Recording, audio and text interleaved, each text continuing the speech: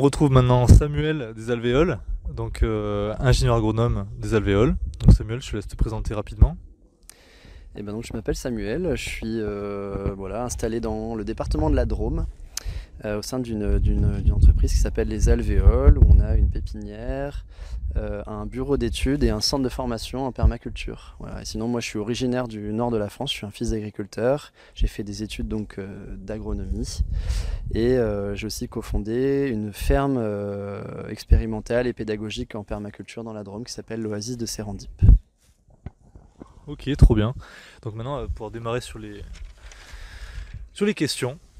Alors, première question. Imagine, tu as un jardinier débutant devant toi qui lance son premier potager et qui a envie que ce soit une belle réussite. Tu ne peux lui donner que deux conseils pour qu'il ait le plus de chances de réussir. Ce serait quoi ces deux conseils? Alors il y a vraiment pour moi quelque chose d'assez clé en fait dans le démarrage d'un projet de potager, c'est le fait de commencer petit. Donc c'est un grand classique en permaculture. Il y a un des principes de la permaculture qui est justement de commencer petit et de rajouter petit et simple et de rajouter petit à petit des gradients de complexité. Donc ça c'est vraiment pour moi une des clés. Et puis la deuxième chose pour moi, le deuxième conseil que je donnerais, c'est de se donner un objectif pas trop ambitieux la première année. Par exemple, ça pourrait être voilà, mon objectif, c'est, on imagine que cette personne, on est au printemps et elle veut se lancer. Ça pourrait être de dire, par exemple, cet été, au mois d'août, j'invite des amis, de la famille, et puis je fais un repas 100% voilà, sorti de mon potager. Voilà, mais surtout ne pas partir dans l'optique de me dire je vais être autonome ou je vais voilà, vraiment de se fixer un petit objectif pour une première année. Ok, très clair. Donc finalement, deux conseils qui vont dans le sens de la motivation, garder la motivation sur la durée, parce que si on commence trop grand ou si on a des objectifs trop élevés et qu'on ne les suit pas, on se démotive assez rapidement. Deuxième question, quels sont les 3 légumes que tu conseillerais pour un potager hyper simple et productif? Euh, Clairement, je partirais probablement une fabacée, donc peut-être par exemple la fève ou le haricot. Peut-être la fève d'ailleurs plus que le haricot. Pourquoi? Parce que c'est hyper valorisant. C'est facile à semer, enfin, voilà, il n'y a pas vraiment de risque de se planter au niveau du semis. Il n'y a pas tellement de risque non plus de perdre sa récolte avec les intempéries. Bon, il peut toujours se passer des choses, hein, mais c'est vraiment hyper facile. Et en plus de ça, c'est une plante qui peut se satisfaire, enfin c'est une famille, les fabacées, avant on les appelait les légumineuses, famille de plantes qui se satisfont de vraiment tout type de sol. Donc en fait, on n'a même pas besoin de très bien connaître son jardin, on n'a pas besoin de savoir si il a déjà beaucoup de matière organique ou pas, s'il est sableux, argileux, s'il est acide ou il est calcaire. En fait, on sème, ça pousse, on récolte et c'est top. Donc moi je mettrais ça, probablement. Ensuite, je mettrais probablement une cucurbitacée, donc peut-être un potimarron par exemple. Facile, grosse graine, pas de problème non plus. Au semis, il faut faire un petit peu attention aux limaces au démarrage. Et moi, ce qui me plaît dans le fait de mettre une cucurbitacée dans le potager une première année, c'est le fait d'avoir un gros fruit bien costaud, voilà, qui est aussi voilà, voilà, à la fin, tu te dis, oh, t'as vu, c'est ça. Ça va, t'as vu mon potimarron? Waouh, énorme! Donc ça c'est vraiment cool. Et puis après, je pense que j'irai vers une plante. Je pense que j'irai vers une vivace. Peut-être la rhubarbe. Alors pourquoi la rhubarbe? Alors déjà parce que moi j'adore la rhubarbe, la manger. Ensuite parce que les vivaces, je pense que c'est vraiment pour moi une clé pour comprendre que le potager c'est pas forcément un délire où on fait table rase chaque année et on repart de zéro. C'est cool aussi de planter des trucs qui vont être là chaque année, qui vont repousser chaque année. En plus ça fait des grandes feuilles, c'est plutôt ornemental. Voilà, c'est hyper résistant. Une fois qu'un pied de rhubarbe s'est installé au bout d'un an ou deux, après bah voilà, il y a plus vraiment de choses à faire, quoi. Ça roule tout seul. Donc voilà, et puis moi j'utilise donc je mange évidemment voilà, la tige de la rhubarbe, mais j'utilise aussi les feuilles en paillage ou comme apport de matière organique. Donc c'est aussi une manière de tout utiliser, quoi. On fait pas de déchets. Ok, super. Donc rhubarbe, plante à tout faire dans un potager et apparemment facile à produire du coup et Ouais. surtout perpétuel. Est-ce que tu as 2 autres conseils pour un potager hyper simple et productif et le plus autonome possible aussi, toujours dans cette même démarche? Hmm. Euh, Un conseil que je donne souvent, c'est plutôt des conseils en termes de conception du potager, parce que en fait, moi, mon métier, c'est de la conception. Donc c'est vraiment comment j'organise les choses, comment je réfléchis les choses. Je vais partir de 2 erreurs un peu courantes. Une erreur courante, c'est de marcher partout. Donc ça, c'est vraiment un truc que je vois encore dans beaucoup de jardins, et en permaculture, on essaie vraiment de faire en sorte du moins possible toucher les sols, les laisser les plus possible respirer. Une des choses qu'il faut savoir, par exemple, on parle beaucoup des problématiques d'eau et de sécheresse, c'est qu'en fait, un sol, ça s'humidifie par dessous. Donc en fait, l'humidité remonte dans le sol par capillarité. L'humidité, elle est présente dans le sol. Dès qu'on gratte un peu profondément, le sol il est humide et elle remonte par capillarité. C'est comme ça que les plantes, elles sont en dehors des pluies, hein, des moments où il pleut, où là ça tombe, ça tombe du ciel. Sinon, en fait, en dehors de ces moments-là, quelques jours après une pluie, en fait, le sol, s'il reste humide, c'est parce que l'humidité, elle remonte. Mais pour qu'elle puisse remonter, il faut qu'il y ait des dégagements gazeux. Donc ça veut dire qu'il faut que le sol ne soit pas tassé en surface. S'il y a une croûte en surface ou s'il est tassé en surface, il n'y a plus de dégagement gazeux. Et donc du coup, il n'y a plus de capillarité et l'eau ne remonte plus et les légumes commencent à souffrir de la sécheresse. Donc il ne faut pas tasser son sol et donc il ne faut pas le piétiner. Et donc le premier conseil, c'est pardon. Donc le premier conseil, c'est de séparer de façon très claire les zones piétinées des zones qui ne le sont pas. Donc d'avoir des vrais allées, des endroits où on sait qu'on va marcher, on va passer avec la brouette, on va passer, etc. Et des vrais endroits où on ne marche pas, y compris quand on a besoin de jardiner ou d'accéder à des endroits.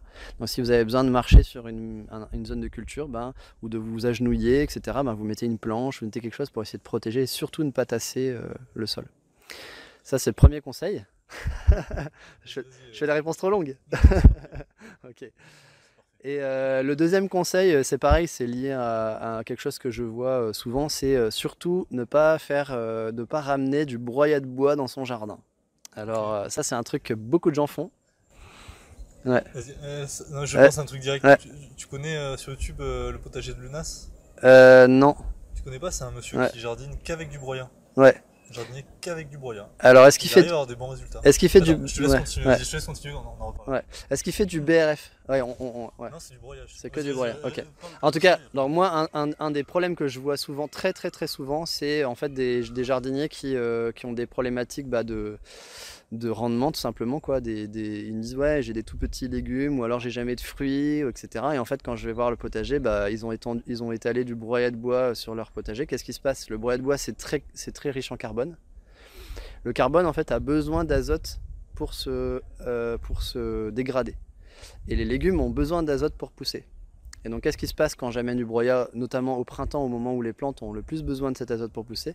On va provoquer ce qu'on appelle une faim d'azote, FAIM, la faim d'azote. C'est quoi la faim d'azote? C'est qu'en fait on a créé une concurrence. Le broyat de bois est en train d'absorber tout l'azote pour se dégrader. Et du coup les plantes n'ont plus d'azote pour leur propre croissance. Et donc ils finissent par mourir ou ne jamais pousser, quoi. Donc, ou mal pousser. Voilà. Donc si vous voulez utiliser du broyat de bois, il faut faire ce qu'on appelle du BRF. Le BRF, c'est une technique qui consiste à broyer des jeunes rameaux, donc avec un diamètre pas plus qu'une pièce de 1 euro, en frais, donc au printemps, au moment où ils sont verts, en pleine poussée de sève, et de le broyer et de l'appliquer directement, c'est-à-dire pas attendre que ça sèche. Une fois que c'est sec, c'est trop tard, c'est plus du BRF. Donc ça doit se mettre dans la journée sur le potager. Et éventuellement de couvrir ça avec de la paille, un paillis. Parce qu'en fait, le problème de laisser un BRF ou en fait n'importe quel apport au soleil, voilà, même au-dessus du sol sans le couvrir, c'est que du coup l'eau va s'évaporer. D'accord, donc vous allez perdre l'eau. Et l'azote aussi va s'évaporer, parce que l'azote il peut se transformer se transformer en vapeur. Donc du coup l'idéal c'est de pailler tout ça, de le protéger du rayonnement solaire pour qu'il puisse se dégrader dans le sol et venir l'enrichir. Voilà. Donc si après vous avez des grosses ressources en broyat de bois et que vous voulez quand même l'utiliser, deux possibilités. Une des possibilités c'est de l'amener à l'automne, donc avant l'hiver en fait, pour que du coup il ait le temps de faire son travail de début de décomposition, et donc c'est peut-être ce qui se passe par exemple au potager de Lunas. Et deuxième technique, c'est de plutôt le réserver pour les allées ou de le composter en tas à part. Et ensuite, une fois qu'il est composté ou une fois qu'il a passé un peu de temps dans les allées, vous pouvez l'amener quand il est déjà en cours de décomposition dans vos parcelles, si vous voulez rajouter dans vos parcelles. Ok, très clair, donc merci beaucoup. Et pour revenir sur le potager de Lunas, en fait, ce monsieur, il jardine qu'avec ça. Ouais. c'est pas que à des périodes spécifiques, c'est vraiment que du couche de la couche de broyat Ouais. importante. Et d'ailleurs, sur YouTube, généralement, il est pas en conflit, mais en conflit d'idées, on va dire. Un conflit d'idéologie avec Olivier du potager d'Olivier, Oui, Olivier Poèche, ouais, je je sais vois pas si tu bien. connais. Ouais. Parce que lui a une vision un peu plus, comment dire, bon, il a un sol qui est différent aussi, une expérience Ouais. qui est différente. Et lui, de ce qu'il a expérimenté et peut-être de ce qu'il a appris, a justement cette vision de besoin d'une couverture de sol équilibrée, Ouais. d'un rapport CN équilibré. Et du coup, souvent, ils sont en conflit dans les commentaires ou sous les vidéos, tout ça. Donc, Ouais. ça, je trouve, que c'est encore des points sur lesquels il n'y a pas un éclaircissement total aujourd'hui dans le monde du potager. Euh, En tout cas, il y a Ouais. encore beaucoup de débats là-dessus et il y a Ouais. des théories très complexes qui permettraient apparemment d'expliquer pourquoi est-ce que le broyat dans certaines conditions permettrait de ne pas avoir de fin d'azote. Hmm. Mais Bah si, genre, je sais pas, mais par exemple, une c'est des un seul choses... particulier aussi. Hein. Ouais, alors c'est possible que ce soit un sol particulier. Moi, ce qui me vient, c'est que si on a une technique d'apport de broyat régulier qui se fait sur un sol où il y a déjà du broyat qui est en décomposition. C'est-à-dire qu'en fait, au début, quand on démarre, c'est là où il y a la fin Oui. d'azote. Et après, si lui, il a fait ça, et puis qu'en fait, au bout de 2, 3, 4, 5 ans, son potager, C'est un humus, du coup, ça voilà, minéralise. voilà, ça minéralise, et donc là, il n'y a plus de problème, quoi. Mais moi, ce que je vois ça, c'est plutôt dans la perspective de quand on est débutant et qu'on Oui, démarre, ouais. surtout ne pas faire un apport de broyat, parce Oui, c'est vrai. que là, on risque d'avoir vraiment... Enfin, je pense qu'il n'y a pas trop de débat, je pense que, sauf si vous arrivez dans un sol hyper riche, et du coup, vous aurez suffisamment d'azote à la fois pour dégrader le broyat et à la fois pour vos plantes. Mais dans tous les autres cas de figure, vous allez faire pire que mieux, vous allez affamer vos plantes, quoi. Donc, Ok. je suis assez formel, pas de broyat, je tranche. Surtout pour Team les Olivier. débutants. Surtout pour les Team débutants, ouais. Olivier. Surtout pour les débutants, parce que la question c'était sur les débutants. Donc Voilà, c'est ça. c'était bien de repréciser ça. Et en plus, je suis totalement d'accord. Et moi, je suis plus dans la. Même dans l'idée de suivre ce que dit Didier Helmstetter. C'est-à-dire, lui, il est partisan du foin. Parce que le foin, Ouais, c'est vraiment le paillage équilibré par ouais, excellence. Et hyper simple à faire, parce que tu mets ton foin et t'attends ouais, que ça se décompose. Et c'est ouais, cellulosique, ça nourrit le ver de terre. Enfin ouais. bref, il y a beaucoup d'intérêt Ouais, à ce niveau-là aussi. deux petits bémols. En tout cas, point d'attention, c'est un, il faut faire du foin avant la montée en graines des herbes que tu vas faner. Oui, si on fait son foin Ouais, si tu fais nous-mêmes. ton foin toi-même ou si tu en récupères. Parce que sinon, tu vas semer dans ton jardin, dans ton potager, le foin. Après, si tu as une couche de 20 centimètres, les graines ne pourront pas forcément germer Ah là où bah, tu as paillé si, sur 20 centimètres. alors, du coup, je vais à la question suivante. Oui, oui, pardon, vas-y, on y va à la question Quelles suivante. sont les deux erreurs que tu as faites? Ouais. Et qui t'ont apporté les meilleures leçons. Voilà. Et ben, par exemple, j'ai paillé avec du foin. Parfait, transition. Une excellente transition. Et en fait, qu'est-ce que j'ai fait? Bah, j'ai semé, parce que même si tu as une couche très épaisse, en fait, au printemps l'année d'après, tu vas avoir toutes les graminées qui ont servi à faire du foin qui vont lever. Donc j'ai fait un champ de foin, enfin un champ de graminées. Tu as produit ton foin du coup. Après, j'ai produit mon foin, mais j'avais plus de légumes, du coup. Donc non, non, ça c'est vraiment une des choses que j'ai déjà faites. Et clairement, je sais maintenant que si je veux faire, si je veux mettre du foin. Non, il y a un deuxième problème avec le foin, c'est que c'est léger. Et moi, je suis dans la vallée du Rhône, donc un couloir venteux. Et du coup, ça a tendance à s'envoler plus facilement que la paille. Même en plaques, quand tu mets des Ah plaques ouais. de 20 Ah centimètres. ouais. Ouais, Ah moi ouais. j'ai du foin qui part. Ok. Ouais. Alors peut-être que T'es dans la vallée du vent. la vallée du vent. Ouais. Non, mais peut-être que j'ai pas trouvé exactement la bonne technique. Mais en tout cas, quand j'utilise du foin, à chaque fois, je suis obligé de lester, mettre des morceaux de bois sur mon foin pour que ça reste. Voilà. Et le deuxième problème, c'est donc les graines, la montée en graines. Et donc du coup, maintenant, soit je fais moi-même mon foin et donc je le récolte avant les graines. Ou soit si je le récupère, bah, j'essaie de faire en sorte de vérifier que c'était plutôt une première coupe de foin, parce que souvent les premières coupes de foin chez les agriculteurs, il n'y a pas de graines. Et j'essaie d'éviter les deuxièmes coupes ou les troisièmes coupes où là, il y a tout de suite des graines, quoi, dans le foin. Donc Ok. voilà. On va avancer sinon. Ouais. Une astuce secrète qui te facilite la vie au potager? Secrète ou moins secrète Une astuce secrète qui me facilite la vie au potager. Alors ouais, c'est vraiment des petites astuces, elles sont pas très secrètes, mais moi j'utilise beaucoup les cagettes retournées pour refaire des petites ombrières quand je sème, notamment à partir du moment où il fait beau. Donc je sème, hop, cagette retournée, j'attends que ça lève, et une fois que c'est élevé, je retire les cagettes et je ramène mon paillage le long de mes petites plantules. Donc ça c'est une astuce vraiment, c'est un truc bête, mais ça fait vraiment gagner du temps et ça me permet d'éviter que bah, voilà, mes plants ils soient en plein soleil, mes petites plantules soient en plein soleil. Voilà. Pour les salades, du coup, si ça peut marcher en plein été, ça Tout, peut être intéressant, j'imagine. Ouais, carrément, tout. En fait, dès que je sème quelque chose, à partir du 15 juin, même du 1er juin, je sème, j'arrose, cagette par-dessus, retourner, je viens surveiller et dès que ça a commencé à lever et que ça fait disons 2 cm, 2-3 cm, j'enlève les cagettes et je ramène mon paillage le long de mes plantules. Okay. Donc voilà, petite astuce. Une autre astuce, toujours en lien avec le semis, c'est je fais pas mal de faux semis.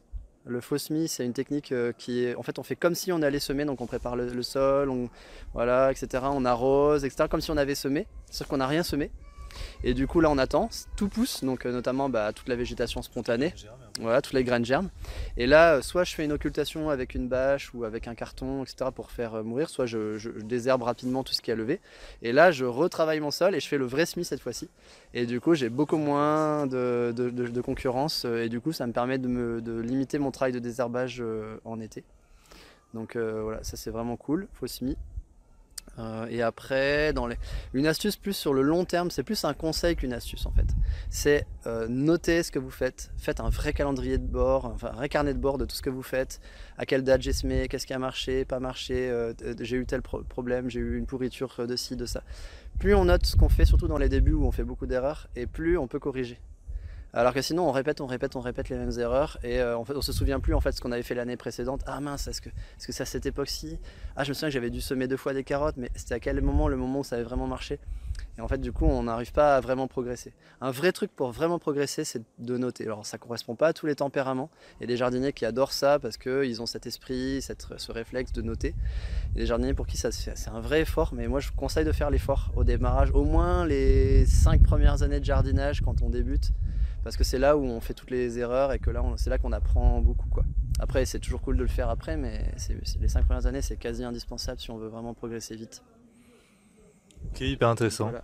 Donc les trois astuces du coup au lieu d'une, donc il y en a deux offertes pour une gratuite hein, aussi. 6ème question, le succès dont tu es le plus fier? Le succès dont je suis le plus fier, la première fois, quand j'ai débuté, hein, vraiment, je me projette quand j'étais jardinier débutant, la première fois où j'ai réussi des carottes, parce qu'en fait j'ai raté plein de fois mes carottes, ça m'a saoulé, j'étais saoulé quoi, j'étais en mode ok mais en fait la carotte ça veut pas quoi, c'est pas possible. Pourtant j'étais dans un...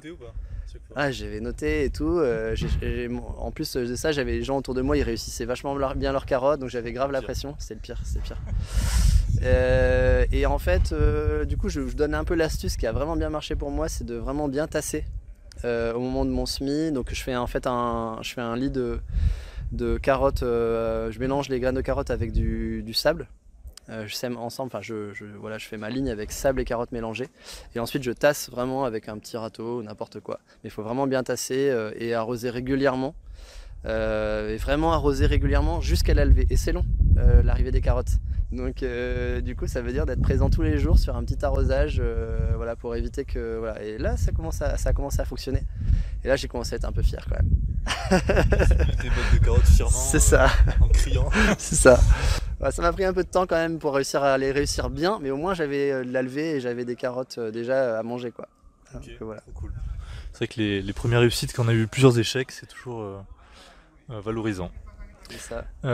Est-ce que tu nous partages ta meilleure anecdote? Si t'en as une bien sûr, sinon tu peux dire Joker. Une anecdote autour du potager? Une anecdote autour du potager.